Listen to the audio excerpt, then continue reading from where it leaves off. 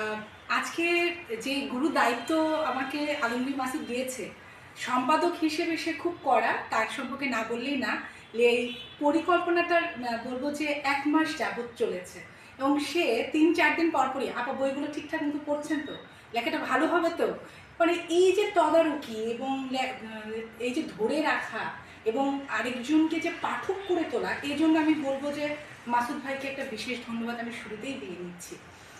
আর আরেকটি কথা, দেবব্রত সেন সম্পর্কে যখন আমি পড়তে শুরু করলাম, আমি যখন আমরা লেখালেখি করি, আমরা কিছুটা হলেও গুগল কাছে সহায়তা নিয়ে, যে সে ব্যক্তি বা সে লেখাটা বা তার আরও জীবন সম্পর্কে জানতে পারি কিনা। কারণ আমরা জানি যে একজন সৃষ্টিশীল মানুষের যে জীবনযাপন, যাপিত জীবনের সাথে তার লেখায় একটা প্রভাব পড়ে।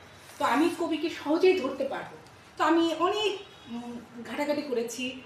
শেষ মুহূর্তে আমি মাসুদ ভাইকে ফোন করলাম যে এমন একজন মানুষকে নিয়ে কাজ করতে দিয়েছেন যাকে আমি কিছুই খুঁজে পাচ্ছি না। তা মাসুদ ভাইও সেম, আমরা দুজন ফোনে দীর্ঘদিন বেশ কয়েকবার আলাপ করেছি যে দেবব্রত দাস সম্পর্কে আমরা কিছুই জানতে পারছি না। পরে যা হইলো, মাসুদ ভাইকে বললাম আমি বইগুলো পড়ি, এবং আমি তার প্রতিটা বই একদম নিরবিচ্ছিন্নভাবে পাঠ শুরু করলাম। একটাতে তার প্রথমটা হলো 62টা কবিতা। আমি কই 62টা দুটো বই মিলে আমার 80টা কবিতা পড়া হইল। আমি 80টা কবিতাই পড়ে ফেললাম, প্রতিটা লাইন। তারপর পড়ার পর আমি কিছু জায়গায় ইন্ডিকেট করে রাখলাম যে এটা নিয়ে আমি ভাববো। তারপরে যে কাজটা করলাম, আমি প্রতিটা বইয়ের আলাদা আলাদা করে আলোচনা লিখলাম যে এই জিনিসগুলো আমাকে উঠে আনতে হবে। শেষ তার যে পঞ্চমীচার যেই গল্পটা, একটি মাত্র দাদার গল্পগ্রন্থ যেটা, সেই বইটা পড়তে শুনলাম। পড়তে যেই জায়গাটায় আমার সবচেয়ে অবাক লাগলো, যে 3টা বিন্দু, হ্যাঁ 3টা ডট, এই জায়গায় দাদা আমাকে মনে হলো যে দাদাকে আমার ভোকারটার মতো মনে হলো যে শব্দ শূন্যতা বা আরও কিছু নীরবতার কথা সে তার মধ্যে আছে, আরও কিছু সে বলতে চায়। তো 50 সংখ্যার মধ্যে তার বলা কিন্তু শেষ হয়নি, আরও বলতে চায় সে। তো তার যে এই যে 3 বিন্দু, তখন আমি এই এলিপসিসটা নিয়ে আমি ঘাঁটতে শুরু করলাম। দাদা আমাকে এই জায়গাটাই সার্থক, প্রাচীন গ্রিক সাহিত্যে এলিপসিস নেই, যেটা ওডিসিতে আছে প্রাচীন গ্রিক সাহিত্যে, সেই জায়গাটা আমি পড়তে শুরু করলাম। তখন আমার দাদা কিন্তু পাশে আমার বিছানার বালিশের কাছে 3টা বই, এবং আমি পড়ছি এলিপসিস নিয়ে, যে লেখক কেন গল্পে 3টা বিন্দু, কবিতায় 3টা বিন্দু, এবং এই 3টা বিন্দুটা কি। আমি বাংলা সাহিত্যের স্টুডেন্ট, যেহেতু আমাদের ক্রিটিক্স নিয়ে কাজ, তখন আমি এলিপসিস নিয়ে পড়তে শুরু করলাম। এবং এলিপসিস নিয়ে পড়তে যেয়ে আমি দেখলাম যে আমাদের প্রাচীন গ্রিক সাহিত্যে যারা কথা আরও বলতে চায়, হ্যাঁ, এই দর্শনটা আমাকে ভাবাইল। এবং আবার ওইটা পড়ার পর আমি আবার দাদার বইগুলো পড়তে শুরু করলাম যে এখানে আসলে কি বলতে চেয়েছে। তো 3টা বিন্দুর যে জায়গা, তখন আমি নামটাই, লেখার শিরোনামটাই রাখলাম নীরবতা। সেই ওই ভাবনা থেকে কিন্তু আমার শিরোনাম যে নীরবতা। দাদা সব কথা খুব বলেও মনে হচ্ছে তার শান্তি হচ্ছে না, আরও কিছু সে বলতে চায়। আমি যদি ভুল না করে থাকি, তিনিও কথা বলবেন, আরও কিছু বলতে চায়, তার বলার আত্মতৃপ্তি যে ভোকারটা, সেইটা তার পূরণ হয়নি। ঠিক আছে, সে আরও কিছু বলে যেতে চায়। তো মাসুদ ভাই যে আমাকে একটা শব্দের বাইন্ডিংয়ে এনে দিল যে তার এইটুকু আপনার জায়গা, আমি তার উপর ভীষণ ক্ষিপ্ত। কারণ আমি কিন্তু আমার যে পুরো যে 3টা বই নিয়ে আলোচনা, পুরোটা কিন্তু এখানে আনতে পারিনি। এটি গেল।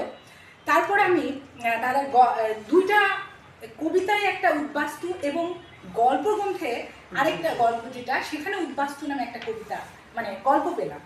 এইটা যে সব জায়গায় তার যে দেশ নিয়ে ভাবনা, এবং সে আমি এখন বলবো যে শিক্ষক নুরুল করিমের যে তার ছোটোবেলার কথা যখন বললেন, অসাম্প্রদায়িক চিন্তা এবং ছোটোবেলায় বেড়ে ওঠা, এখন কিন্তু আমার ওই গল্পগুলো ক্লিয়ার হচ্ছে যে লেখক এ কারণে এই গল্পটা লিখেছে, বা এই চিন্তা থেকে এই কবিতাটা লিখেছে। বলছে যে তাদের অনেক সম্পত্তি, বাড়ির আশেপাশে যে প্রকৃতি, তারা কবিতার মধ্যে এবং তার গল্পের মধ্যে প্রকৃতির একদম নিরবিচ্ছিন্ন বলবো যে একটা জায়গা আছে। এবং তার পুরো ক্যাম্পাসটা, তারা এই বিশেষ করে এই জারুল তলায় তার পুরো ক্যাম্পাসের কথা, জোবরা গ্রামের কথা, এখন আলোচিত একটা গ্রাম জোবরা, সব উঠে এসেছে।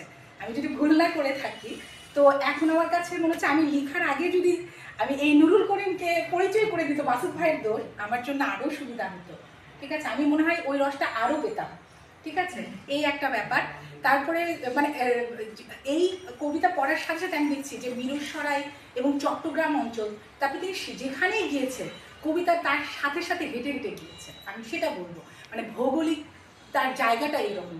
যেমন তিনি কুমিল্লায় গিয়েছেন, ধর্মসাগরটা নিয়ে চলে আসছেন। মানে এই যে কবির ভিতরে শব্দের যে খেলা এবং শব্দটাকে প্রকাশ করা যে আকুতি তার লেখার মধ্যে আছে, এই কারণেই বলবো যে তার কিন্তু প্রকাশ শেষ হয়নি। আমরা দেবব্রত সেনের কাছে আরও পেতে চাই। তার যে এলিপসিসটা রেখে গেছেন এটা যেন পরিপূর্ণ না হয়, সে যতদিন বাঁচবে সে যেন লিখে যায়, তার কলম যেন থেমে না যায়। আমি চাই যে যে বিন্দু আমাদের কাছে দিয়েছেন সেই বিন্দু যেন ওই বিন্দু আকারে আরও গল্প যেন আমাদের কাছে পৌঁছায়। তো সবাইকে ধন্যবাদ। আর দাদার জন্য আমার মন থেকে শুভকামনা। আর এখানে তো বৌদিকে পেলাম, আমার এখন লোভ হচ্ছে যে মানে নেক্সট পরিকল্পনা আমার মাথায় গেঁথে গেছে, আমি নুরুল করিমের লেখাগুলো মানে কথাগুলো রাখবো এবং আমি বৌদির কথা শোনার জন্য সবচেয়ে বেশি আকুল হয়ে আছি যে এই ঠান্ডা মানুষটা আপনার সাথে কীরকম, এটা আমাদের জানার খুব আগ্রহ এবং এই গল্পগুলো দেবব্রত সেনকে আরও বাঁচিয়ে রাখবে। ঠিক আছে, তো সবাইকে ধন্যবাদ, আমার জন্য শুভকামনা।